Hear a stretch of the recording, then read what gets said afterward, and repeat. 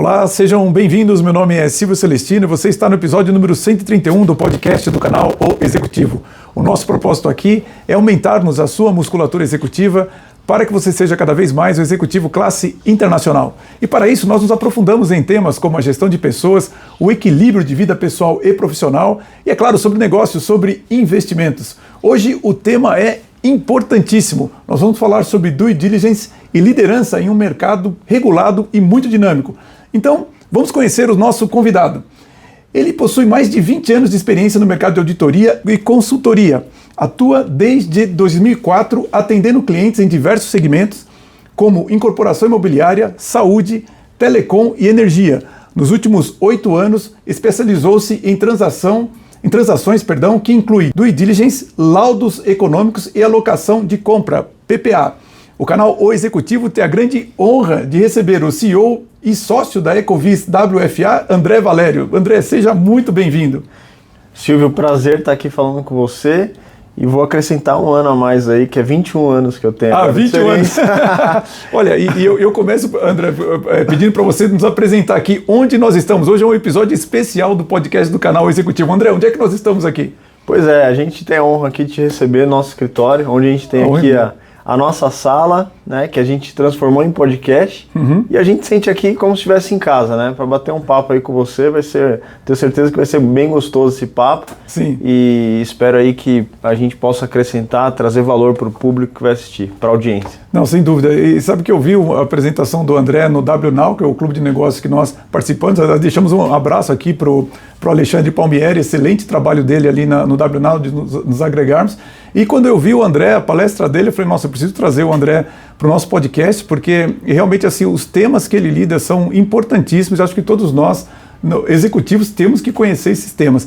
Mas antes eu queria falar da sua trajetória, André. Eu começo aqui vendo que você é formado em Ciências Contábeis pela FECAP, tem 21 anos de experiência, 21 anos. Começando na Grant Thornton e liderando práticas de due diligence e finanças corporativas na RSM Brasil por 8 anos, até assumir a Ecovis WFA como CEO. Eu queria que você falasse exatamente isso. Como foi o início da trajetória? Por que você escolheu o setor de auditoria e o que te motivou a se dedicar a esse setor? Certo. Eu vou tentar resumir uma história que é longa. Claro. Eu descobri a auditoria por conta da minha mãe. Minha mãe, eu venho de uma família humilde. Minha mãe era doméstica e ela trabalhava para um diretor de uma empresa de auditoria. Olha só. E aí ela... Que interessante, André. Foi. E ela falou, poxa, será que para a patroa dela ali, se não conseguia um emprego para o filho, que era eu. Puxa, que então, legal. com 15 anos ali, eu entrei numa empresa com 15 anos que eu fiquei maravilhado. Sim, é mesmo? Maravilhado, porque eu vinha de um ambiente humilde, sim, onde eu cheguei em uma empresa, uma corporação, né? Na época eu falo uma corporação porque a Terco tinha 120 pessoas. E hoje, olha só, a empresa que eu atuo, que eu estou como CEO, a gente tem 150 pessoas. 150, maior do que quando? Já ultrapassamos esse número ali. Obrigado. E quando eu cheguei ali, deu um boom na minha cabeça, porque eu falei, poxa, olha esse ambiente, ali com 15 anos. Então, para mim, impressionou saber que tinham pessoas que tinham começado na empresa e com 6 anos chegaram a gerente, que tinha ali um espaço, né, uma sala para um executivo. Eu falei, poxa, um executivo, olha... Né, eu comecei a notar que as pessoas eram um ambiente de crescimento. Então aquele ambiente transformou a minha mentalidade. Nossa, totalmente. E ali me inspirou muito. E foi ali que eu descobri que existia, para ser auditor, você precisa fazer contabilidade. Sim, exato. E aí, na minha inocência, olha só, com um amigo meu, um chefe que é meu amigo hoje, ele continua, fizemos até um podcast outro dia, legal. Ronaldo Loyola. Eu cheguei nele com 17 anos e falei, o que eu preciso fazer para ser auditor? Sim, e ele que te falou. Ele falou, André, você tem que fazer um curso de contabilidade. Que legal. Aí eu fui, com a minha inocência que eu falei, eu fui fazer um curso técnico na USP. Na USP, de contabilidade. Aí eu cheguei para ele e falei, olha, agora já tô pronto aqui, já estou fazendo o curso. Ele falou, não, você tem que fazer uma graduação. Enfim, para resumir, eu fiquei dos meus 17 anos até os 21, tentando convencer que eu era capaz de ir para a auditoria. Eles não queriam deixar. Eu tive que lutar por isso daí. E aí quando eu entrei na faculdade, estudei na FECAP, fiquei 4 anos fazendo graduação na FECAP, uma faculdade que eu amo. E olha só que mais uma coincidência da vida. Hoje com a Ecoviz a gente tem uma sala patrocinada lá. Lá na FECAP? Puxa, criamos parceria na FECAP 20 anos depois. Parabéns. Então você vê como o mundo ele vai dando voltas aí e hoje está lá na FECAP, devolvendo para o mercado um pouquinho de tudo que eu aprendi lá. E aí eu entrei na auditoria aos 21 anos, em 2004, aí entrei com aquela vontade, aquela energia, querendo fazer acontecer e tive uma trajetória muito promissora, muito rápida. Na auditoria, em 6 anos eu cheguei a gerente na Terco. Nossa, 6 anos? 6 anos. Que era uma empresa que na época tinha 700 pessoas, então para você alcançar aquele cargo era realmente, tinha que romper uma barreira enorme. Sim, imagino. E como auditor, eu comecei na auditoria ali em 2004, eu tinha até um amigo, né, chamava Luiz Fernando, a gente falou ali no início, no primeiro dia ali do treinamento, ele falou assim, cara, que legal, a gente tá aqui junto. Aí eu falei assim, olha, o meu desejo é chegar a sócio. Nossa, sério, você já tinha esse foco? Eu queria chegar a sócio da empresa. Ele falou, eu também. Aí eu falei, pô, maravilha, vamos junto. ele durou 1 ano. Não aguentou? Não aguentou. É pesado mesmo. Minha turma ali, e eu fui indo, né? E aí a minha intenção era se tornar sócio de uma empresa de auditoria. Quando que virou a chave para mim, né, para o empreendedorismo? Aí em 2010 eu percebi que eu poderia ir mais longe quando eu cheguei a gerente, que eu comentei, né, com 6 anos ali. Sim. E aí eu percebi que eu tinha certas habilidades, tinha habilidade de atender bem o cliente, tinha habilidade de lidar com a equipe, Nossa, né, é fundamental. lidar com pessoas, embora o meu estilo, eu evolui bastante de liderança, daquela época, tive que evoluir bastante, mas naquele momento ali, com aquela cabeça, eu achava que eu tinha uma boa liderança, atendia bem o cliente, e aí eu percebia que o sócio, basicamente, ele vinha ali para me cobrar o resultado do trabalho. Sim. O sócio. Sim. Aí eu olhava para o sócio e pensava assim, poxa, ele só me cobra o resultado? Então, só me cobra o resultado. Só me cobra o resultado, então eu posso ser um sócio também. Sim, você só cobrar o resultado. Eu já estou lidando com a equipe, o que me falta? Aí fazer essa análise, né, essa autocrítica. O que me falta é ter a parte comercial, porque o sócio na área de auditoria e consultoria tem que vender. Precisa ter essa área comercial. Então aí eu tive a oportunidade de, ali em 2012, iniciar um negócio, né, que foi a fundação da RSM. RSM, sim. Então, os sócios que estavam comigo nessa empresa anterior, a gente, juntos ali, eu fui convidado. Na verdade, teve uma ousadia da minha parte, porque as pessoas que estavam ali queriam iniciar um novo negócio e me convidaram para ir para lá como diretor. Sim. Então, que seria uma trajetória já bem rápida, né? Eu falei, olha, eu não aceito menos do que ir como sócio. Então ali eu me impus, né, como sendo uma pessoa capaz, né, de atuar como sócio. Sim. E eles perceberam isso e aceitaram. Então foi uma oportunidade, eu tenho gratidão por isso, porque muito legal. Eu tive a oportunidade de fundar uma empresa, né, que foi um passo muito grande. Sim. A gente teve que iniciar um negócio ali sem capital, com capital de banco, e eu ia precisar me desenvolver. Então, resumindo aí, essa minha trajetória para começar na auditoria, né, 2004, e aí 8 anos depois eu me vi sendo fundador de uma empresa onde eu vim atuando como sócio inicialmente, com mais 3 sócios. E aí, só para chegar na Ecoviz aqui, né, eu fiquei quase 9 anos nessa empresa, quando decidi largar tudo, sair e começar o novo negócio chamado WFA, né, que agora é Ecoviz WFA, sim. onde eu fundei essa empresa com mais um sócio e já estamos aí no outro patamar também. Sim. Olha, e o seu início de trajetória já me veio um monte de ideias aqui para os nossos executivos. Primeiro, você ter tido a orientação, né, um mentor, né, falando para você, olha, você tem que estudar isso para você chegar onde você deseja, né? Eu faço um paralelo que eu era técnico em eletrônica, E quando eu falei para um executivo na empresa que eu trabalhava, o nome dele era Carlos Alberto Mendes, não sei nem se ele está vivo, era um argentino, estou falando da década de 80, estou falando em 1984. E quando eu disse para ele que eu ia fazer engenharia, ele falou, não, mas engenharia não. Eu falei, por que você vai fazer engenharia? Eu falei, olha, acho que é o caminho natural, sou técnico em eletrônica, depois faço engenharia, depois mestrado. Ele falou, não, você é muito bom tecnicamente, você precisa fazer análise de sistemas. E eu, muito obediente, né, fui fazer um curso de administração com ênfase em análise de sistemas. E aquilo realmente mudou a minha vida, porque realmente ali eu entendi o que ele queria que eu aprendesse e aquilo fez diferença. Outra coisa importante, você estudou na FECAP, eu falava um pouco tempo antes, a minha irmã estudou lá, ela se formou também em contabilidade, ela também foi auditora na época da Arthur Andersen. E assim, foi impressionante para mim ver como até hoje a carreira dela foi definida por isso. Hoje ela é uma diretora financeira nos Estados Unidos, uma empresa em Indianápolis, a Silvana, e eu vejo assim, como foi importante a formação dela na FECAP. Eu tenho um profundo respeito pela FECAP. Em 2009 eu fiz um trabalho, eu fui fazer uma apresentação na FECAP e eu conheci, porque eu não lembro agora o sobrenome dele, mas eu lembro que era Marcelo, o presidente da FECAP. Estou falando de 2009. E ele me falou uma coisa bem interessante à época. Ele disse assim que quando você olha um aluno da GV, então a GV, o aluno ele chega nesse nível e a GV entrega ele nesse nível aqui.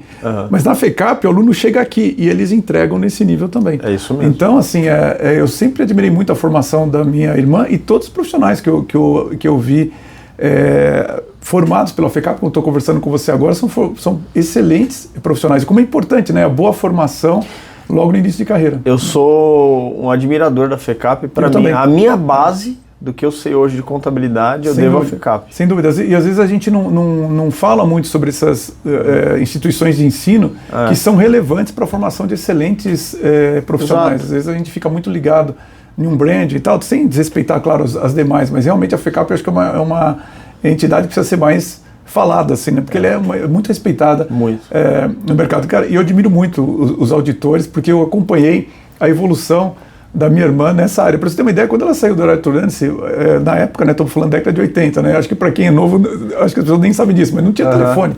Você tinha um plano de expansão, quem é da minha idade vai se lembrar disso, você tinha um plano de expansão, você demorava 2 anos para comprar um telefone, quando chegava, né, porque às vezes não chegava. Mas por que eu estou dizendo isso? A minha irmã é uma das poucas profissionais que eu vi executivos baterem na porta da minha casa, falando assim, eu queria falar com a Silvana, que eu tenho uma oportunidade dela no trabalho. Sabe aonde? Na Unilever. Minha irmã foi executiva da Unilever, depois trabalhou em empresas como Reuters, eu trabalhei numa empresa de pneus, que agora eu não lembro qual que foi, e ela foi parar na General Motors, e foi a General Motors que levou ela para os Estados Unidos. Mas eu queria reforçar isso, que tudo isso começou com a formação dela na FECAP e como auditora. Ela era uma excelente auditora, então eu imagino o quanto que você trabalha, André, porque o trabalho de auditor não é fácil, é muito trabalho mesmo. Que o seu início de carreira, imagino que até agora também é muito trabalho. Você lembrou, tem que ter paixão, né? Eu sou apaixonado pela profissão, por atender cliente, pelo propósito de desenvolver as pessoas. Então, acho que isso aí acaba que é muito denso realmente, né? Exige muito, mas quando a gente gosta, fica leve. Fica leve. Não é tanto um trabalho, né? E você lembrou bem essa questão. Imagina vocês aí, pessoal, ser procurado por uma empresa porque não tinha telefone, né? Realmente, isso aí é impressionante. Minha mãe falava isso daí. Era na época de 80, 70, não tinha telefone. A pessoa ia te buscar em casa para você trabalhar. Ia buscar em casa. E comigo aconteceu, não querendo me estender muito nesse assunto, mas eu só tive praticamente um emprego. Mas antes de ter um emprego, eu tive um estágio que eu fiz em uma empresa e eu era programador de uma linguagem relativamente complexa, né? O Assembler, que é uma linguagem de baixo nível de máquina. E quando eu resolvi sair da empresa, né, eu falei, preciso passar isso aqui para alguém, né? Só que era tipo véspera de carnaval, véspera de um feriado longo ali. E eu fiquei 2 semanas querendo passar isso para os engenheiros e ninguém se interessou muito. Eu falei, puxa, acho que de repente o que eu faço parece complexo porque eu sou muito novo, né? Porque eu tinha 17 anos, né? Mas de repente para um engenheiro isso aqui, os caras tiram de letra e tal, né? E aí chegou assim, tipo 6 horas da tarde, os engenheiros pegaram um monte de coisa que eu tinha feito. Isso aqui é o que é? Isso aqui é tal coisa e tal. Eu fazia programação de centrais telefônicas via rádio. É o primórdio do celular, né? E aí eu passei para isso e falei, nossa, realmente acho que o que eu faço não é tão complicado assim, né? Porque, o cara pegou ali em 1 hora, pegou todo o material e tal. Qual que não foi a minha mais absoluta surpresa? Uma semana depois, eu ouvindo vozes ali no corredor do meu prédio, eu falei, nossa, parece a voz do meu diretor, né? Era eles tinham ido me procurar, porque deu um problema no sistema e eles não sabiam. Então, assim, antigamente não tinha telefone, a pessoa tinha que ir até a sua casa ali, tinha que se deslocar, não tinha jeito. Acho que hoje em dia, para as novas gerações, isso é difícil de pensar, talvez de pensar, né? Não sei como é que isso soa para as pessoas. Mas me diz uma coisa, antes de assumir a liderança na Ecoviso, você foi fundador e sócio da ESM Brasil, que era uma auditoria, e você integrou comitês estratégicos, onde você gerenciou equipes tanto em consultoria quanto em auditoria. Como que essas experiências moldaram a sua visão sobre due diligence e avaliação de empresas, André? Ótimo. Hoje eu atuo aqui na Ecoviso como acumulo o cargo de CEO e atuo nessas áreas de due diligence e finanças corporativas. Certo.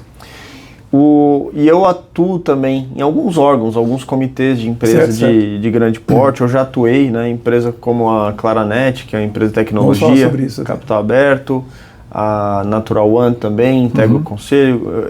Tem empresas aí que acabam requerendo a participação para alguma decisão, alguma opinião técnica, né? Técnica contábil, tributária.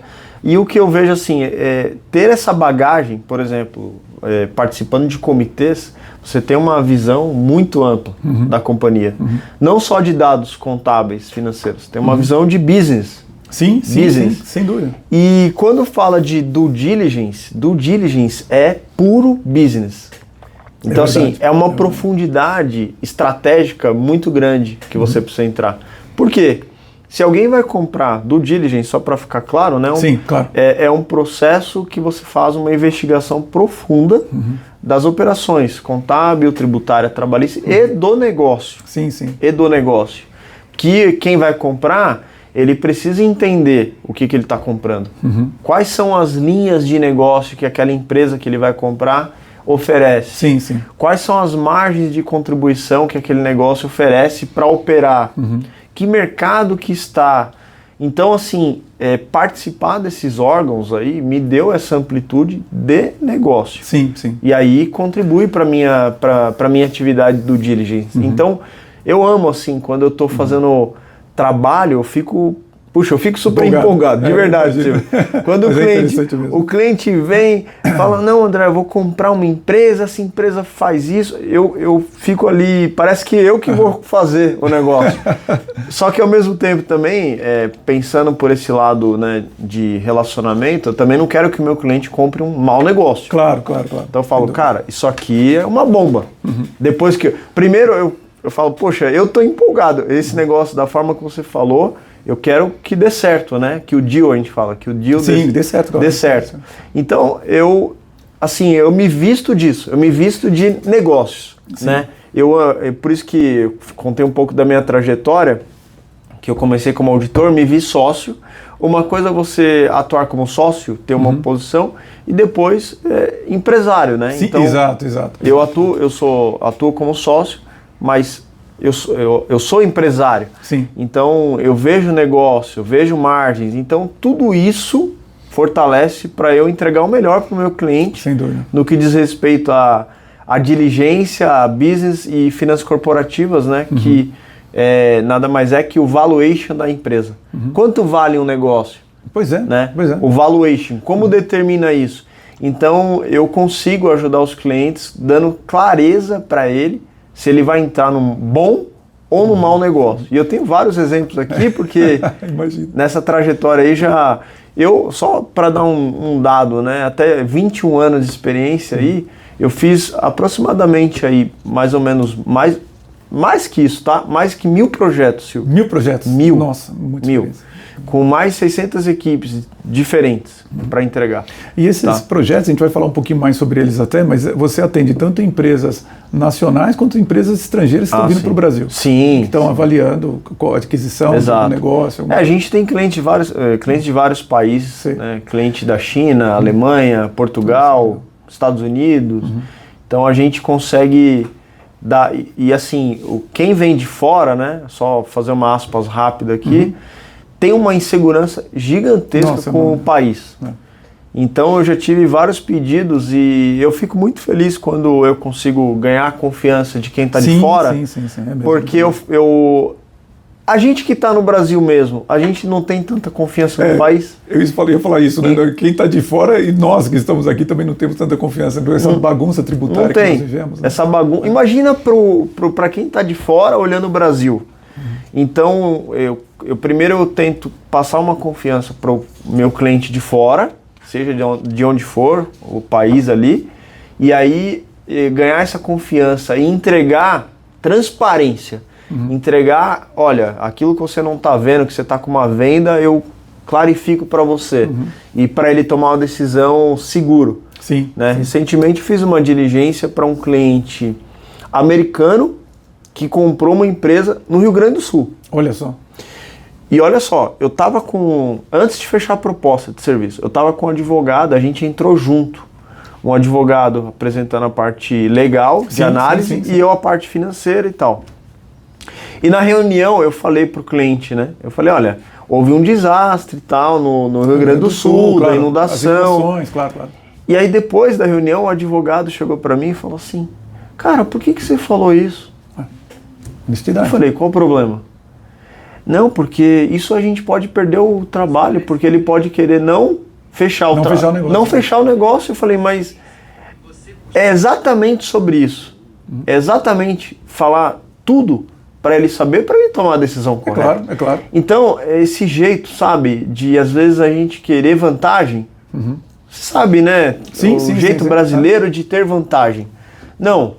E aí o que aconteceu? A gente ganhou a confiança. Claro. Por esse detalhe. Então, trazer essa confiança, a gente falou, olha, teve um desastre, a gente foi ver quanto que afetou o mercado ali, que diligência é sobre isso. É sobre muito mais do que números. A realidade, né? Sobre mercado, onde essa empresa está inserida. Essa empresa foi inundada, quem vai comprar não precisa saber disso. Como é que estão linhas logísticas, por exemplo, que não estão disponíveis ou estão em manutenção, não precisa saber disso, né? E eu ouvindo você falar, né, André, eu fico...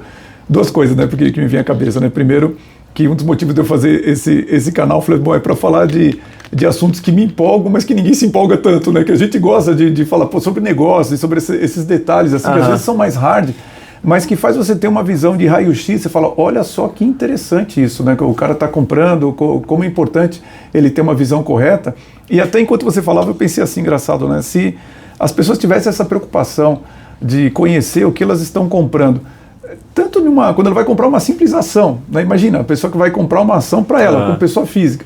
A mesma preocupação que uma empresa tem de conhecer o que ela está comprando, quais são os detalhes ali, talvez a gente não teria tantos problemas que os investidores, principalmente pessoa física, têm por conta dessa ignorância do que está comprando ali do lado. Eu lembro esse negócio dos COIs agora, que é o Ambipar, né? Eu falo assim, poxa, será que se você não deveria conhecer um pouco mais o que você está comprando, alguma coisa assim, porque quando uma empresa vai fazer uma compra dessa sem passar, por exemplo, por um due diligence, entender exatamente o que ela está adquirindo ali, né? Exatamente, você pode fazer um péssimo negócio, olha aí, Ambipar, né? E muitas vezes, infelizmente, né, até ruim isso, a empresa auditada, só que mesmo sendo auditada, então, você vê, né, empresa, Silvio, o que eu vejo assim, que aí é até um pilar nosso aqui trazer, né? Que é um pilar muito forte, que é pessoas no centro. Sim. Empresa no fim do dia são pessoas. Exatamente.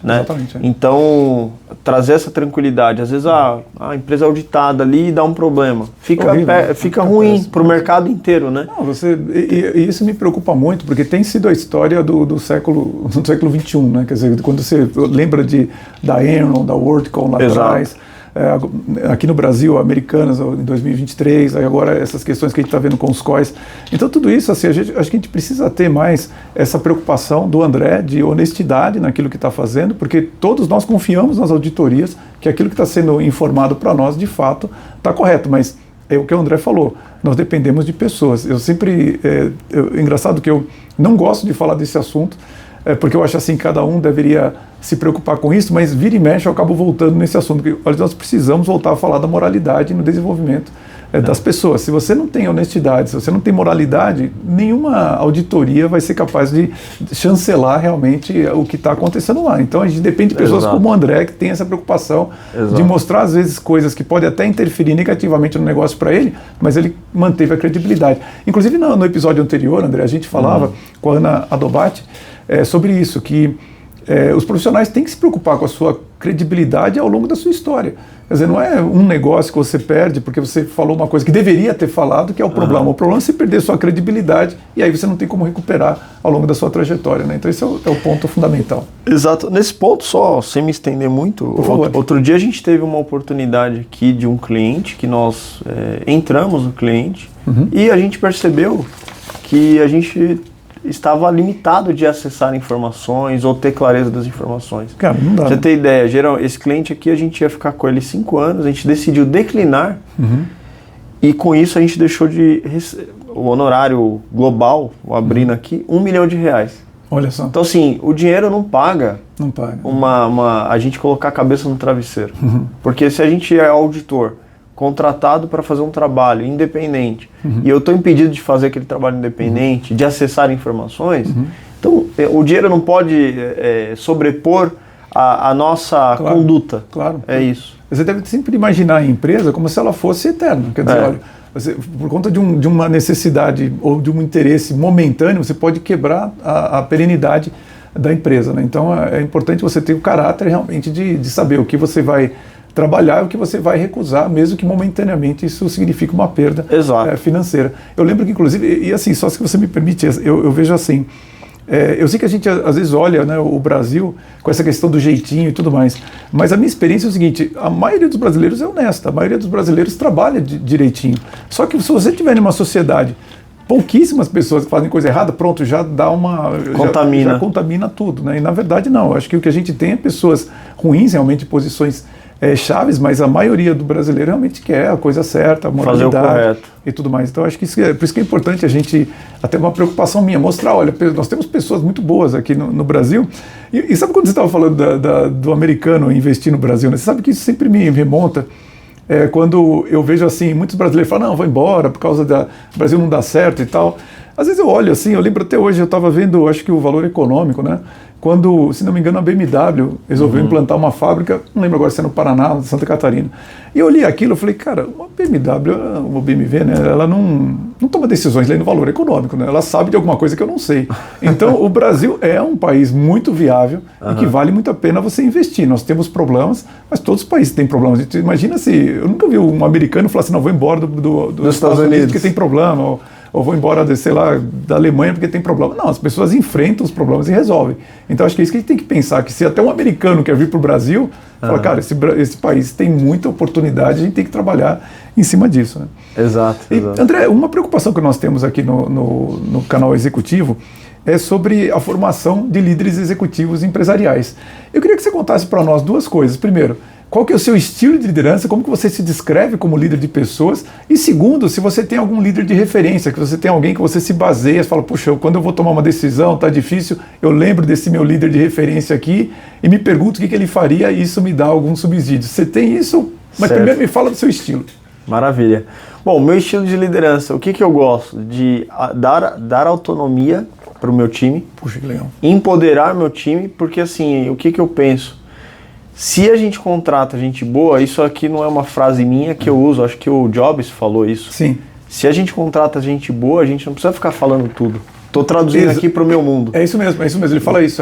Então eu vejo assim, o time aqui é muito bom, então eu tento empoderar o time, dar autonomia para que eles evoluam, para que eles transformem, né? Tanto pessoalmente, porque acaba tendo uma transformação pessoal também, quanto profissionalmente. E estar à disposição para servir. Porque, assim, né, seguindo a palavra de Jesus Cristo, maior é o que serve. Então, eu penso que o líder está para servir.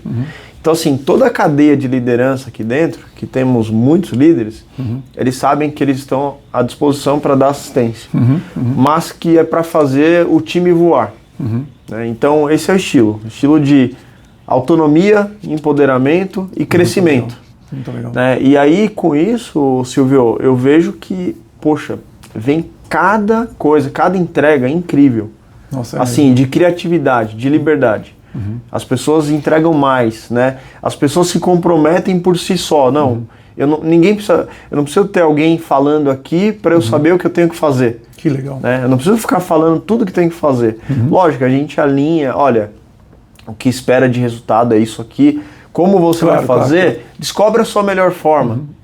E isso tem sido assim, excelente. E agora falando de referência, eu tenho 2 referências que eu vejo.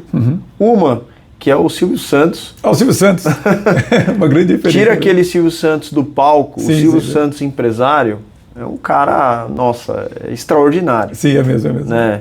Ele realmente teve um legado. Eu vi uma vez falando, o Lázaro Campos, que é um executivo que trabalhou com ele na Jequiti, que fez a Jequiti bombar, falando que o Silvio, acho que entre empresas que ele iniciou e vendeu, entrou e saiu, foram mais de 100. Sim. O cara é uma máquina de empreender. De fazer negócios. Exatamente. Uma máquina de visionário, né? Um líder, um gestor. Ele tem tinha uma excelência gigantesca. Acho que tem muito para aprender com o Silvio Santos. E ele era muito como humilde, empresário, né? Porque ele falava que ele não era empresário, ele falava que ele era um ator. Olha só que interessante. Ele falava, não, eu não entendo muito negócio, não, ele entende de estar no palco. Olha que interessante, né? Ele falava que ele não era, mas ele era um excelente empresário. Eu lembro uma vez, acho que tem um vídeo dele que ele foi na Praça é Nossa, que ele falou com o Carlos Alberto, e ele falando com o Carlos, que aí ele colocou o óculos, ele falou, quando eu coloco o óculos, vira o Silvio Santos empresário. Que ele é bem diferente. Era bem diferente. Bravanel, né? E o outro, e veio de uma situação humilde. Ele foi camelô, né? Foi camelô, ele transformou a vida dele e da família dele. E o outro com grande apreço, só para completar, um grande apreço pelo trabalho, né? Ele trabalhava muito, sempre. Muito. Importante isso. Depois da morte dele, eu fiquei sabendo, eu não sabia, né? A dedicação dele ainda era muito alta. Era da SBT para casa, e trabalhando e pensando. Não foi à toa que ele construiu o que construiu. É verdade. Né? E também uma pessoa digna, honesta. Você lembra o caso do Pan-Americano ali? Ele que arcou. Ele que arcou com tudo, com o patrimônio dele. Exato. Então, assim, é uma referência. E eu ia mencionar, né, juntando os assuntos da resposta do André sobre a importância da sua credibilidade, da sua honestidade. Quando houve esse problema no Banco Pan-Americano, senhoras ligaram para ele dizendo assim, quanto que você precisa? Olha, eu não sabia disso. Porque assim, as pessoas não tinham dúvida dele. Falavam assim, não, se aconteceu alguma coisa errada, não foi por causa dele. Alguém fez alguma coisa ali que não deveria. Ninguém tinha dúvida sobre isso. Então, você vê a importância da sua credibilidade perante seu público, o quanto que isso paga dividendos. Não vou citar nomes aqui, mas eu estou trabalhando com um banqueiro nesse momento. E em determinado momento na carreira dele, ele teve um problema também similar. Clientes entraram em contato com ele falando assim, você está com algum problema? Você precisa que eu deposite mais aí no seu Olha só. Então assim, imagine o que é você ter uma credibilidade em que as pessoas, quando veem você em apuro, não tem dúvida que seja lá o que aconteceu, não foi por conta do seu caráter, eles vão te ajudar. Então é por isso que eu acho que a gente tem que fomentar aqui essa questão da moralidade. Falar, olha, você ser honesto e ter caráter tem uma reserva de mercado para você, principalmente num país como o Brasil, que a gente desconfia muito, né? Mas então assim, vale a pena você investir nisso, e o Silvio Santos é um excelente exemplo disso. E as pessoas percebem quando você vem de verdade. É verdade. Percebem. Você não quer simplesmente o dinheiro delas, a vantagem, usar. É isso mesmo, é isso mesmo. E o outro é o Flávio Augusto da Silva, não sei se você conhece, ele é o fundador da WhatsApp. Sim. Fundador da WhatsApp, um carioca. Que veio também muito trabalhador também. Andava de ônibus no Rio de Janeiro e conseguiu fundar e hoje é bilionário. Sim. Flávio Augusto da Silva é bilionário, é um cara diferenciado, entrega assim muito valor para o mercado, mundo empresarial. Quem não segue aí quem quiser conhecer, eu super recomendo. Ele tem muitos insights poderosos ali. É um cara que eu me inspiro muito. Em termos de também, começou do zero, começou com capital negativo. É verdade, capital negativo. Na época, em 95, quando ele fundou ali, vale muito a pena, a história dele inspira muito. E acho que é interessante, são pessoas que deixam legado, orientações, é quase que uma mentoria para quem está começando. Exato. Você falou de liderança servidora, eu sinto-me obrigado a mencionar o seguinte, né? Às vezes a gente não percebe que a gente vive num período em que certas informações foram ou difamadas ou foram ocultadas de nós.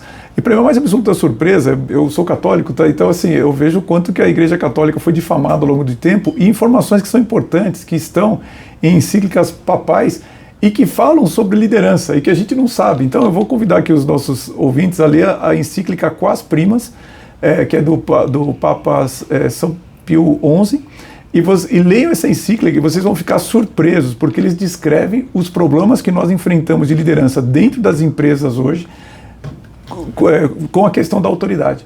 Mas é impressionante de ver, imaginar uma encíclica escrita em 1925 descrever o mundo de hoje, um século depois. Olha só. Então eu recomendo, porque o importante para nós como líder, você falou do líder dessa servidora, é a gente ter conhecimento sólido e entender aonde que está a raiz do problema para que a gente possa atuar. Então muitas vezes a gente não percebe isso, mas certas informações estão omitidas e às vezes até difamadas, e a hora que você vai ler, você fala, bom, peraí, isso aqui é uma análise muito profunda, correta e que eu vejo nas empresas hoje. Então fica o convite para vocês. Agora sim, vamos falar um pouquinho então sobre a Ecovis. Bom, eu vou começar pelo seguinte, explica o que é esse nome, Ecovis, da onde que veio, André? Perfeito. Antes de mais nada, já vou falar mais sobre a empresa, mas primeiro do nome. Algumas pessoas até falam Ecovias, né? Eu mesmo imaginava que quando eu conheci você, falou assim, Ecovias, eu falei, não é Ecovias, é Ecovis. Então, Ecovis, e é interessante, vou falar um pouquinho antes da WFA, que foi a empresa que nós fundamos, que o significado da WFA significa World Future Assurance, que significa futuro da auditoria no mundo.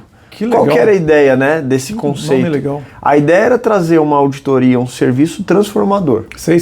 Que gerasse valor, que fosse transformador, até na forma de atender, proximidade. E também, assim, olhando uma visão sempre de futuro. E também de cuidar das pessoas, já tinha isso. E a Ecovis, ela é uma empresa internacional global e nós somos firma membro da Ecovis no Brasil. Então, nós somos aqui a firma que representa a Ecovis. Tá. No mundo, a Ecovis está há 20 anos no mercado, né, internacional, 93 países, e o significado de Ecovis é Economy and Vision. Ou uma visão geral. Entendi. Que aí, que é a visão geral? Quando você fala de auditoria e consultoria, você tem uma visão macro. Verdade. É esse o conceito. Então muito juntou legal. Visão macro com visão de auditoria futura. Então, para nós, assim, fez total sentido. Né? Porque eu acho que, Silvio, um brand, ele precisa contar uma história. É por isso que eu fiz questão de ouvir qual era a história do nome, né? Muito interessante. Eu lembro quando, aspas rápido, quando a gente foi fundar a empresa, o meu sócio, que tal a gente usar uma sopa de letras? Sim. Meu nome, eu falei, mas isso não conta uma história. Não conta a história. Então a gente foi nessa linha do que era a essência do que a gente queria traduzir no negócio para trazer essa história. Não, é bem legal. E realmente conta uma história. Vamos ver se eu vou falar tudo que eles fazem aqui. Olha, então é uma empresa focada em auditoria, consultoria e transações, e vocês oferecem serviço de due diligence, contábil, tributária e trabalhista. E além de laudos de PPA e auditoria de fundos de investimento. Olha só aquilo que a gente estava falando. Então, para quem não conhece, o que vocês oferecem de mais inovador no mercado de auditoria e consultoria? Principalmente as inovações. O que vocês oferecem? Principalmente inovação. Bom, eu vou falar assim, em termos de portfólio, nós temos um portfólio que ele é completo, muito grande, né, em termos de mercado. Então, comparando com empresas Big Four, a gente não fica com nada de fora. Pô, legal. O que eu posso trazer aqui de inovação para a área de auditoria que nós temos, que não é muito comum? Tá? Vou falar de inovação do que é diferente em relação ao mercado. Certo. Né? Vou falar de diferenças. Tá? Nós temos aqui hoje, por exemplo, você, Silvio, que lida com muitos executivos de empresas, sim. A gente percebeu aqui uma demanda de mercado que você deve estar notando aí quantas pessoas não ficam na cadeira hoje de executivo. Nossa, isso é um problema seríssimo. CFO, CEO, diretor, o pessoal fica ali 6 meses, 1 ano, 2 anos, vai embora. O último número que eu vi, para você ver a gravidade disso que ele está falando, é que o CEO no Brasil, em média, ele fica de 2,4 a 3,2 anos, mais ou menos. O último número que eu vi já faz um certo tempo, mas você vê, 3 anos, não é nada. Poxa, eu já tô aqui, quanto tempo que eu tô? Já bateu isso. Não, você tá pensando nisso aí? Não, que isso. Quero ficar aqui muitos anos. Claro, tendo saúde, eu faço o que eu gosto. Você tá com quantos anos, André? 43 anos. 43, pô, tá novo pra caramba. Eu faço o que eu gosto. E aí a gente, quando faz o que gosta, não precisa trabalhar, né? É verdade, é verdade. Então, a gente colocou uma torre aqui de negócio para ajudar os clientes a reporem executivos. Perto do executivo, a gente faz o hunting. Putz, mas isso é legal, hein? Isso é diferente, as empresas de auditoria não ofertam. Vocês fazem o hunting no executivo? O hunting de executivo. Caramba. CEO, CFO, diretor, esses cargos mais altos. Então nós temos aqui um time dedicado para isso. Porque os clientes começaram a pedir talento. Não, E a gente falou, poxa, tem uma demanda aqui. Sim. Não é melhor a gente... Qual que é a ideia da Ecovis? A gente servir o cliente de ponta a ponta.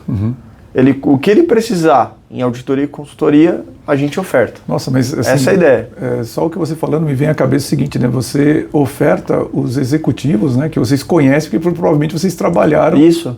A gente tem banco de talentos, a gente consegue verificar se a pessoa tem capacidade realmente. Sensacional. Então, isso é um diferencial.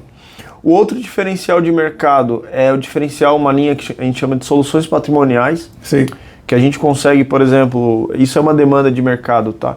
Quanto vale esse edifício inteiro aqui, o prédio? Sim. Então eu tenho aqui engenheiros que fazem avaliação para determinar o quanto vale aquele mercado, aquela edificação, uma indústria, uma usina, uma fábrica. Isso é uma coisa que também as empresas de auditoria não ofertam. Não vou falar que não é zero oferta, mas no geral as empresas não têm essa linha de serviço. Não tem. Uma outra linha que a gente tem feito muito aqui, eu não sei se você viu o escândalo do Pix recentemente, que teve um desvio, uma fraude de 800 milhões de reais foi desviado. Exatamente. E aí nós temos um time aqui de auditoria interna e de tecnologia dedicado a validar as empresas, a conseguir operar, depois desse escândalo aí o Banco Central emitiu norma, a conseguir operar, a gente faz a validação, emite o relatório para essa instituição financeira ser autorizada a operar perante o Banco Central. Nossa, muito bom. Depois da fraude do Pix. Sim. Né? Como eu falei, eu trabalho com bancos, assim, eu sei a gravidade disso daí, realmente. Exato. Nossa, mas muito bom. Vamos supor, e só para complementar o que você já falou. Tá. Eu sou uma empresa aqui, que tipo de problema eu tenho que você fala assim, olha, contrate a Ecovis. Então, quais são os problemas de um cliente que você fala assim, se você tiver esses problemas aqui, a Ecovis te ajuda nisso? O principal problema, vamos colocar assim, que bate em todos os empresários, né? Ineficiência que gera prejuízo. Perfeito. Então, o nosso trabalho, ele ajuda a empresa a aumentar a eficiência de ganho, né? Seja um ganho tributário, seja um ganho financeiro por conta de falha de processo. Como esse ganho tributário, André? Posso falar para você, a empresa pode operar com risco fiscal, com enquadramento tributário e previdenciário incorreto, pagando mais ou menos. Ela pode estar pagando mais, né, por algum equívoco, né, do gestor, da contabilidade. Né, não vamos tacar pedra nos contadores, porque eu sou contador, nós somos colegas de profissão. Mas quem faz perde o poder de análise. Não consegue analisar se eventualmente está no caminho certo. Tem perspectivas que interessam. Exato. Então, assim, a gente pode trazer um ganho tributário, né? Agora, com esse assunto da reforma tributária, então, a gente tem muita oportunidade. Então, você tem o ganho tributário, ganho fiscal, mitigação de risco fiscal, trabalhista e previdenciário e melhoria de processo. Acredite, Silvio, tem empresas muito grandes. Eu tive uma empresa agora, interior de São Paulo, fatura quase 300 milhões de reais. Você lembra lá da palestra? Lembro. Não sabe nem o que tem para pagar, nem o que tem para receber. Inacreditável isso, né? Como que pode? Né? Mas tem no Brasil, é verdade. Não sabe o que tem a pagar e a receber. Então, quanto que pode estar ocorrendo ali de prejuízos financeiros? Pagando em duplicidade, deixando de receber. Sim. Então, quanto que nosso trabalho de consultoria empresarial, de educação, né, de trazer essa credibilidade e transparência, vai trazer de ganho de dinheiro para o empresário? Enorme. É muito grande. O que a gente fala, né? Quando a gente entra nos clientes, a maioria deles, né, a gente precisa da ROI.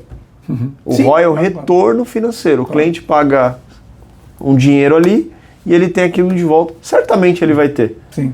Porque a gente mitiga risco e aumenta a eficiência. Entendi. E traz mais dinheiro para o bolso do empresário. André, para quem não estiver ouvindo você nas redes da Ecovis, vão estar ouvindo nas redes do canal executivo, posso deixar o seu LinkedIn e o site da Ecovis para vocês poderem entrar em contato com o André e com a Ecovis para saber mais do trabalho de vocês. Pode ser? Vai ser um prazer. Vamos aproveitar então isso que você falou da reforma tributária e falar um pouquinho sobre o que vem por aí.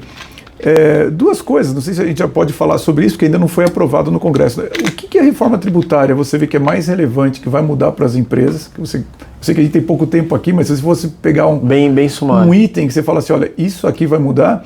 E essa reforma que está sendo aprovada, bom, nós estamos gravando aqui, só para vocês saberem, 31 de outubro de 2025, então ainda não foi aprovado as mudanças na legislação de rendimento, né?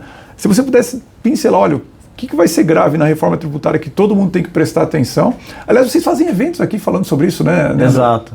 A gente fez a nossa primeira imersão Sim. sobre a reforma tributária, né? Aconteceu ontem. Sim. E vai ter a segunda edição.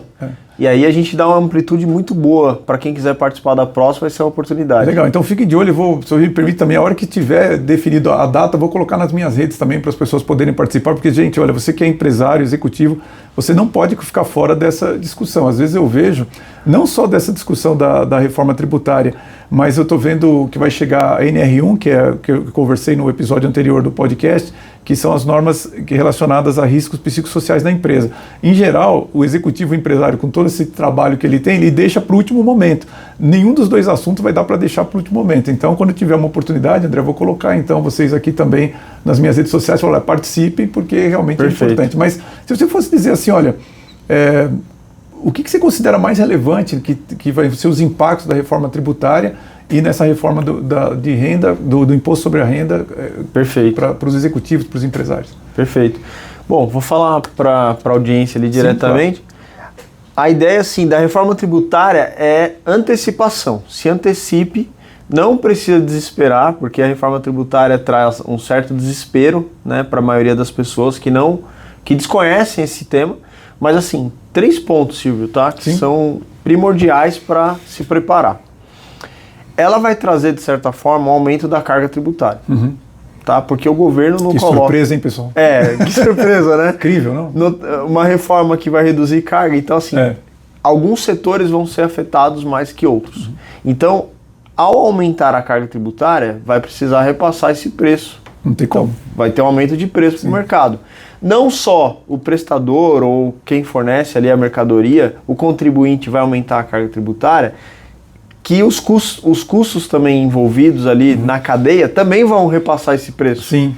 Então o empresário ele precisa se preparar para refazer o pricing, ou seja, determinar o novo preço do produto ou serviço dele e educar a cadeia que está junto com ele ali de fornecedores e prestadores que também vão estar perdido ali, não vai saber como que precifica o dele embaixo. Então você precisa educar essa cadeia de fornecedores e preparar a gestão para aguentar o tranco. Por quê? Acabou agora de se financiar com dinheiro do governo, acabou. Isso que Você não consegue mais, aquelas empresas que se financiavam com benefício fiscal, deixando de pagar, parcelando imposto, acabou. Agora, na hora, se não tiver uma boa gestão, uma gestão que você consiga segurar esse tranco, segurar a margem, infelizmente, muitas empresas podem fechar as portas. Infelizmente. E inclusive, né, André, você que trabalha com serviço e eu também, as empresas de serviço vão ser bem impactadas. Vai ter um delta de imposto muito alto. Tá? E para a audiência aqui também, quem está no Simples Nacional, fique esperto, fique atento, porque você pode ser contribuinte do IBS-CBS por opção, né? Se você não for por opção, pode ficar fora de ganhar vários negócios no mercado. É verdade. Porque aquelas empresas que contratam Simples Nacional não terão direito a crédito. Não vai ter crédito. Então, assim, praticamente... Exato. Então, assim, você vai ter que tomar uma decisão. Não, vou me tornar contribuinte e ter mais mercado, ou não, vou ficar na minha carga aqui menor e também ter o risco de perder mercado. Exatamente. Quer dizer, para mim matou. Assim, 84% das empresas no Simples Nacional, no país. Pois é, imagina. Então, você imagina. Ela foi uma forma, assim, bom, na minha opinião, um pouco perversa de forçar todo mundo a pagar mais tributo, necessariamente. Forçar todo mundo e acaba que o contribuinte fiscaliza o próprio contribuinte. Exatamente. A reforma tributária é uma reforma não de números, ela é uma reforma estratégica, empresarial e de gestão. Então, o recado é esse, se antecipe. Sem dúvida. Ontem a gente teve... bom, pessoal, só assim, daqui a pouco eu vou fechar o sinal aqui para os nossos para nossa audiência, né, que a gente vai falar sobre temas mais polêmicos. Então tem a nossa sessão Conversa Controversa. Fica o meu convite para você se inscrever. Nós temos um link aqui embaixo para quem está nos ouvindo no YouTube principalmente, onde a gente vai entrar um pouco mais, vamos dizer assim, para o lado negro da força, né, do que acontece com essa reforma tributária. Um assunto que a gente sempre conversa aqui no canal é justamente, eu tenho uma crítica muito grande, não só às moedas digitais, mas ao Drex, mas sem o Drex não é possível que essa reforma tributária faça o que ela deseja, que isso vai realmente colocar todos nós numa certa camisa de força. Então, eu me preocupo muito com essas questões, porque aí não diz respeito apenas às questões econômicas, mas a moralidade disso do ponto de vista de liberdades individuais. Mas isso eu vou deixar para Conversa Controversa, fica um link aqui para você se inscrever. E ontem, inclusive, a gente teve um evento lá na LLH, com o patrocínio do Ronaldo Martins, advogados e tudo mais. Inclusive o Ronaldo, ele falou sobre isso, né, que essa reforma do imposto de renda, eles tiveram que se debruçar por mais de 12 horas para entender o que é isso, e ele acha que, inclusive, os contribuintes médios não vão conseguir fazer o imposto de renda sem a ajuda do governo preenchendo ali, né? Porque o governo agora ele tem que cumprir a promessa de que até R$5 mil de renda não vai pagar imposto de renda e tudo mais, né? O que está vindo por aí que você está vendo com relação a essa reforma do imposto de renda, André? O que você poderia falar para nós sobre isso? Pois é, mais uma movimentação do governo. Na verdade, houve a isenção, né, para quem ganha até 5 mil do imposto de renda, que eu acho, sinceramente, aqui uma opinião, acho que é algo correto de ter sido feito, a despeito de posição política, não é isso? Sim. Porque a tabela do imposto de renda ela estava muito defasada. Sim, é verdade. Ultra defasado, na verdade. E o governo usou isso de forma inteligente politicamente. Tá? Sem dúvida. Agora, quando você tira a renda de um lado, você tem que repor de outro. Não tem como. E a forma de repor isso foi, né, com essa tributação dos dividendos, que hoje os empresários, dividendos, né, só para ficar claro, os dividendos hoje não são tributados. Então, não são tributados, já foram, né? Já foram tributados. Os dividendos são tributados Vai ser mais tributado. Exatamente. Obrigado, Silvio. Os dividendos, né, eles são tributados na companhia, quando são livres ali, são distribuídos para o acionista, eles não têm nova tributação. Sim. Então a gente está entrando agora numa fase, né, que já foi aprovado pela Câmara, foi para o Senado está voltando para a Câmara, onde nós vamos ter uma tributação progressiva. Então quem ganha acima de R$50 mil mensais vai sofrer uma tributação de 10%. E aí tem umas regras de quando você ganha acima de 600 mil no ano, né, de 600 mil a 1.200.000 no ano, você vai ter uma tabela progressiva ali de tributação. Mas isso ainda está sendo... Isso está sendo ainda discutido, né? Não está aprovado, mas muito provavelmente vai rodar a partir de 2026. Então, mais um item aí, detalhe, né? Quando você tem lucros acumulados, né?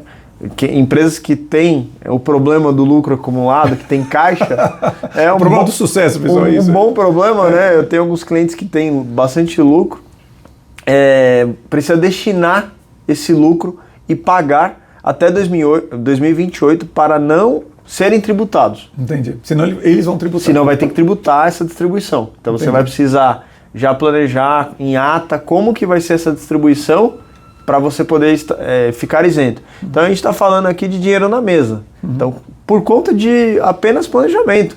Quem não se planejar vai sofrer o ônus financeiro. Isso tem que ser feito até dezembro desse ano? Até dezembro desse ano. Tem que ter definido isso. A empresa precisa definir o que vai fazer com o lucro acumulado para distribuição até 28. Entendi. E o que acontecer de 26 para frente de distribuição de resultado do ano já é sujeito à nova regra de tributação. Entendi. É o que se espera que vai acontecer. Pois é, então os empresários têm 2 meses, basicamente, para fazer esse trabalho. Para se preparar. Né? Eu realmente não vejo muita gente fazendo isso, pelo menos não conversa sobre isso, né? Deixa meio que para... Você sabe, Silvio, é engraçado, né? Muita dessa movimentação da reforma tributária, muita gente ainda acredita que não vai para frente. Que não vai acontecer? Que não vai acontecer. Bom, pessoal, é o seguinte, como eu falei, eu falo muito sobre moeda fiduciária, as pessoas não entendem o motivo. Acho que o meu primeiro artigo na minha newsletter foi sobre isso. O problema todo é exatamente isso. As pessoas não entendem, até o André, assim, ele foi bastante correto. Apesar de a gente falar assim, olha, não é uma questão política, na última newsletter eu escrevi sobre o IPTU. Por quê? Porque uma executiva veio para mim falando assim, Silvio, olha só o que aconteceu com o IPTU do meu imóvel, ele vai aumentar 90%, mas o governo vai fazer a gentileza de só aumentar no máximo 10% pelos próximos 10 anos. Eu falei, poxa, mas que gentil fazer isso. E ela perguntou para mim, não é um espanto? Eu falei, não é um espanto. Né? Eu falei assim, mas ela perguntou, por que não é espanto? Eu falei, bom, você sabe qual é as ideias que esses políticos que definem o IPTU seguem? E ela falou que não. E aí eu escrevi na minha newsletter, se você for lá, está escrito, olha, é só você ver Manifesto Comunista, item 2 e 3. Né? O item 2 fala exatamente o seguinte, olha, você para expropriar a propriedade privada é por meio de tributos, não é por meio dele. Ele falou assim, olha, é muito mais prático você tirar a propriedade privada, em vez de ir lá e arrancar o cara da casa dele, pelos tributos. E o item número 3, sabe qual que é? É tirar o direito de herança. Como é que se tira o direito de herança das pessoas, das famílias? É simples, vai tributando a herança. Quanto que é o tributo por herança? Exato. Ele com certeza mexe com isso, é enorme. Então assim, se você não sabe que essas pessoas que estão governando você seguem essas ideias, para você vai ser um espanto. Para mim, eu falo, bom, mas não é espanto nenhum, eu sei que ideias elas seguem. Então é por isso que às vezes a gente acha que não tem uma correlação nas questões políticas, nas ideias ideológicas, com o que você está tirando do bolso e pagando.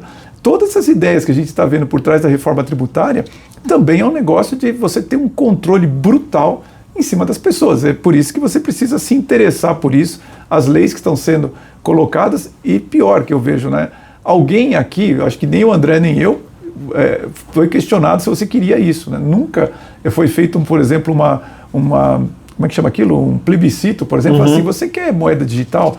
Você quer o Drex? Você gostaria de ter uma reforma tributária como essa? Isso nunca foi perguntado, não, isso é imposto. Não, nunca foi aberto. Então, assim, a gente precisa discutir isso e eu vejo que as pessoas se desinteressam a respeito desses assuntos e depois vem o IPTU e fala, nossa, que surpresa. Você fala, bom, não é surpresa nenhuma, é só você ver quem é que está governando o país. Você sabe exatamente o que vai acontecer ao longo do tempo. Por isso que é tão importante a gente conversar com alguém como o André e que isso aí vai ser desdobrado em consequências empresariais. E André, uma outra coisa importante também é o uso da tecnologia. A gente sempre fala muito sobre inteligência artificial, que virou um tema, inclusive, da moda, mas eu acho assim, ele tem muita aplicabilidade no seu setor. Vocês já estão aplicando isso? Como estão aplicando? Como que você vê, acima de tudo, não apenas hoje, mas o futuro da tecnologia nas áreas que você atua? Perfeito. Esse é um tema, só para você ter uma ideia, a gente fez essa semana uma reunião, a gente criou um time, tem 10 pessoas, são líderes de áreas, tem especialistas em tecnologia, pessoas que entendem muito de IA. A gente criou um projeto que a gente chama aqui de transformação digital. Dentro da Ecovis. Tá. Onde a gente vai olhar, né, analisar quais são as tarefas repetitivas que levam muito tempo para ser feito, para ir para um caminho. A gente tem entre curto, médio e longo prazo, né, um plano estratégico para isso, para dentro de 2, 4 a 6 anos a gente esteja em um outro patamar de transformação. Sim. Porque isso é dinâmico, Silvio. Sim, nós temos aqui dentro hoje algumas ferramentas tecnológicas que nós usamos para o trabalho. Hoje em dia, na minha época de auditoria ali, era na mão, né? Muito do trabalho era na mão. Hoje em dia, o que a gente tem disponível de IA, de trabalho de conciliação. Nossa. Por exemplo, a gente tem uma ferramenta aqui que a gente coloca toda a base fiscal do cliente lá dentro e aquilo ali já sai, né? Já gospe ali um resultado. Lógico que o consultor ele precisa fazer uma análise, você precisa saber alimentar também. A gente tem ferramentas, mas a IA, a tecnologia, está muito dinâmico. É suma você ver o que era o mundo há 20 anos atrás. Nossa. Né? E agora a gente tem mais informação hoje do que uma criança tem mais informação hoje do que pessoas há alguns anos atrás aí, adultas, por exemplo. É verdade.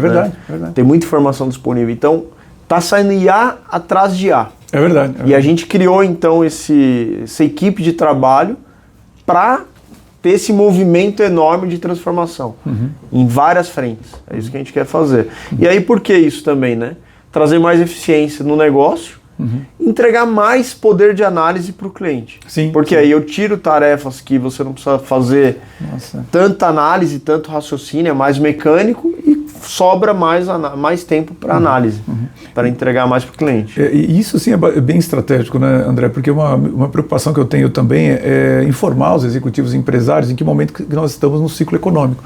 E essas informações, assim, eu costumo dizer, olha, nós estamos no início de um declínio econômico. Como é que você sabe isso? Eu acompanhando o que está acontecendo no mercado, principalmente americano. Se uma crise vai acontecer lá, ou no mercado chinês ou japonês, eu não sei. Mas você olhando certos números, você consegue ver que nós estamos no começo de um declínio. Quanto maior o seu poder de análise, maior a sua capacidade de interpretar se esse declínio vai afetar o Brasil, o seu mercado, a sua empresa, e como vai ser afetado. Porque, por exemplo, muitas vezes as pessoas olham, né, fazem essas observações meio genéricas, a crise é uma oportunidade e tal. Não, às vezes a crise é crise mesmo, depende de onde você está. Mas, por exemplo, eu atendi uma empresa de colchões na época da Covid, nunca se vendeu tanto colchão quanto naquela época. Então foi para eles uma oportunidade. Entretanto, outros negócios, por exemplo, a área de turismo e tudo mais, foi um desastre. Então, assim, você ir compreender em que momento que você está do ciclo econômico, quanto mais o seu poder de análise, melhor. E nisso a inteligência artificial ajuda muito, diminui muito o tempo de coletar informações, estruturar, né, André? Total. Muito bom mesmo. André, eu queria falar mais uma coisinha aqui antes da gente. Daqui a pouco eu vou fechar o sinal, a gente vai para a conversa controversa, mas eu tenho mais 2 perguntas para você, porque eu vi que você tem na sua carreira, você tem as certificações de anti-bribery, né, que é anticorrupção, e você participa do comitês de auditoria pelo IBGC. Eu queria saber como que a governança e a redução da complexidade fiscal diferenciam a Ecovis no mercado, né? E a sua experiência nesses comitês, que são o da Nitro, né, e da Claranet. Como que isso contribui na sua experiência? Pois é, eu quero só trazer uma aspas aqui, né? Claro. Eu fui convidado para integrar um comitê e embora tinha toda a bagagem, não sabia qual era o rito. Aí eu fui procurar o IBGC, que é uma instituição excelente. Altamente renomada. Sim, sim. Né? E lá eu fiz esse treinamento, aprendi o rito. Uhum. Olha que interessante, né? Uma história. Um dos meus professores no IBGC depois veio ser vamos dizer, parte da minha equipe. Não diga. Em uma das empresas. Então, nunca falei isso para ele. Né? Aprendi lá ele, e depois acabou sendo... A gente veio ser parte da equipe ali. Qualquer dia eu bati... Porque era online na época. Sim, então, é verdade. Era online. Então, assim, o poder que... essa amplitude de participar de um órgão como o IBGC, aprendendo todo o rito e levando isso para a empresa, para mim foi incrível. Foi incrível. Porque você entra em detalhes dentro do comitê que são detalhes da intimidade da empresa. Né? Você acaba entrando... É verdade, não tem como, né? Empresarial ali. É o que é de business mesmo, né? E assim, da questão fiscal, o que eu posso falar para você? Aqui na Ecovis, a gente está saindo na frente, eu vejo, né? Eu falo com modéstia isso, tá? Mas a gente tem um time dedicado aqui a se antecipar aos temas fiscais, especialmente da reforma tributária. Posso dizer que o que tem disponível, a gente está por dentro, assim, lógico, tem detalhes de setor que às vezes precisa aprofundar alguma coisa, mas o que tem disponível na fase atual, a gente está por dentro. Uhum. E com isso é uma satisfação enorme poder ajudar os clientes a se protegerem, a se prepararem. Sem dúvida. Porque senão o fisco, infelizmente, né, em 2024, 2.273 empresas pediram recuperação judicial. Nossa, tá triste isso, né, André? Sem a reforma. Uhum. E com a reforma? Aonde vai parar? Então, olha o impacto que a gente pode gerar, né, de transformação, de apoio no mercado. Uhum. Então, é muito mais, entende? Propósito, é muito mais do que, legal, a gente vai faturar, mas é muito mais, é acima disso. Sim, claro. Qual o impacto que você gera, por exemplo, quando você dá uma dica legal, um insight legal para proteger, salvar uma empresa, você está ali protegendo quantas pessoas por trás daquela empresa. Sim, exatamente. Além do executivo, as pessoas que trabalham ali. Quando uma empresa quebra, o impacto no mercado, para aquele, né, não só para o empresário, para todo mundo que está ali, é gigantesco. Sim.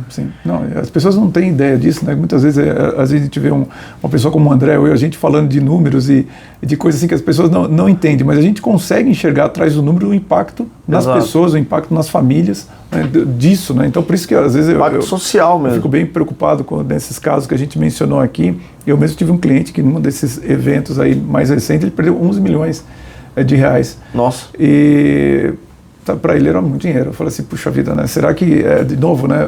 Por isso que a gente precisa de pessoas preparadas, com éticas, moralidade, para nos ajudar a ter realmente uma visão real dos negócios. Mas você falou uma coisa aqui que eu queria só explorar um pouco mais. Você acredita que essa reforma tributária vai piorar ainda mais as questões de recuperação judicial, é isso? Eu acredito que sim. Por qual razão? Mas não pelo fato da reforma. Sim, eu entendo. Pelo fato das pessoas não se prepararem como gestores, Perfeito, eu entendo. protegendo as margens e o fluxo de caixa. Esse é o problema, porque já há um problema de gestão nas empresas, então esse problema vai se agravar mais. Apesar de a gente falar sobre 2026, em 2026 ainda está numa fase experimental. Uma fase teste. Se a gente fosse ver assim, quanto tempo as empresas têm que se preparar, seria para 2028 ou 2027 já entra alguma coisa mais importante? Eu diria o seguinte, no máximo até o ano que vem. Até o ano que tem vem. Que se preparar. Mas tem que começar já, porque né? 2026 já começam algumas fases de teste de recolhimento de IBS-CBS. Sim. Né, para quem vai ter que cumprir alguns ritos ali, tem que informar na nota fiscal o destaque do IBS-CBS. Já tem que informar. Você tem essa informação, mas o recolhimento efetivo, o CBS, começa em 2027. Quer dizer, tem que se preparar, você tem aí um ano e 2 meses, né, no máximo, para se preparar, mas tem que E o IBS ele começa a valer em 2029, né? Sei. Já começa o recolhimento do IBS. Daí a importância de você participar dos eventos da Ecovis, onde eles falam sobre esses assuntos e você também se aculturar e entender onde a Ecovis pode... Aliás, você me... Desculpa. Eu só queria dar um exemplo para... são vários mercados. Vamos pegar o exemplo do mercado locação. Hoje não paga ISS. Certo. Tá? Pois é, não paga. Né? O IBS é o equivalente ao estadual e municipal. Sim, exato. Esse mercado vai começar a pagar IBS. Vai começar a pagar. Então, assim, de repente, quem tem um negócio de locação não tá... não vou ter impacto. Eu não tenho ISS, eu não tenho IBS. Não, vai ter. E não sabe, tá ali Então, vai precisar se preparar, fortalecer o caixa, rever essa cadeia de custos que estão ali, né, na contratação, rever o pricing dele, entende? Então, se deixar para ver isso na última hora, o risco de quebra, por isso que eu falo. Entendi. Né, o risco aí que está o problema. O risco de quebra na gestão, não por conta da reforma somente. E assim, vai ser rápido, né? Porque como em função da plataforma do Drex, o recolhimento do tributo vai ser na hora do pagamento, muito rapidamente vai ter um impacto no caixa das empresas, não é isso? É no momento, que é o split payment. Exatamente, o split payment, que é feito a partir de uma plataforma digitalizada. Então, assim, quando acontecer, se você não estiver preparado, em pouquíssimo tempo a sua empresa vai ter problemas. Vai ter problemas, vai ser rápido. Eu queria te perguntar, André, a gente não falou sobre isso, mas a partir de que porte de empresas vocês atendem? Você pode me dar uma ideia, mais ou menos? Ou a partir de que porte você acha que a empresa consegue contratar a Ecovis? Ou qual é o porte mais comum que vocês atendem? Silvio, aqui a gente tem empresas de todos os portes. É mesmo? Em geral, tá? Empresas, em geral, nossa carteira, empresa que fatura entre 10 a 300 milhões. Ah, tá. Tem a empresa acima de 300, uma fração um pouco menor. Abaixo de 10 milhões, também temos, né? Tem terceiro setor, entidades que fatura... Tem cliente que fatura 1 milhão no ano. Mas o nosso market share é 10 a 300. Entendi. Uma startup pode se beneficiar do trabalho de vocês? Totalmente. Por que a startup pode se beneficiar? Porque geralmente a startup tem um empreendedor ali que está tentando tracionar... E é doido. Exato. Tem que ser arrojado. Tentando tracionar a empresa e precisa de aporte de investidor e, se não é auditado, não tem diligência, o investidor não consegue confiar nos dados que estão sendo apresentados. Quer dizer, você já pode começar do jeito certo para se apresentar para o mercado o que você já gera mais confiança. Até para, de repente, fazer rodadas. Porque startup o risco é maior de entrada. Exato, não tem dúvida. André, estamos indo para o final dessa primeira etapa aqui do podcast e eu gostaria que você conversasse, apesar do nosso podcast ser para os executivos, também é para quem quer ser executivo. Então, se um jovem está ouvindo aqui você falar e você tendo uma trajetória tão bem sucedida, que conselho você daria para alguém que está começando para chegar numa posição tão admirável quanto a sua? Certo. Obrigado aí pela pergunta, eu gostei. Eu diria o seguinte, a auditoria e consultoria praticamente deveria ser para todo mundo, na minha opinião. Por quê? Quando você vai para o mercado de auditoria, igual eu comentei, né, eu já atendi mais de 1.000 clientes. Então a amplitude que o jovem terá indo nessa profissão é gigantesca. É verdade. Não só profissional quanto pessoal. Porque ele passa a mudar o ambiente dele, aí pegando lá a minha trajetória, né? Que eu transformei meu ambiente de onde eu vim para um ambiente empresarial. E aí você vai lidar com executivos de alto nível, com CEO, CFO, diretor de empresa. E isso te traz uma musculatura muito grande. Verdade. Então, para um jovem, mesmo, lógico, não é todo mundo que vai chegar, Silvio, se eu falasse isso, não é verdade.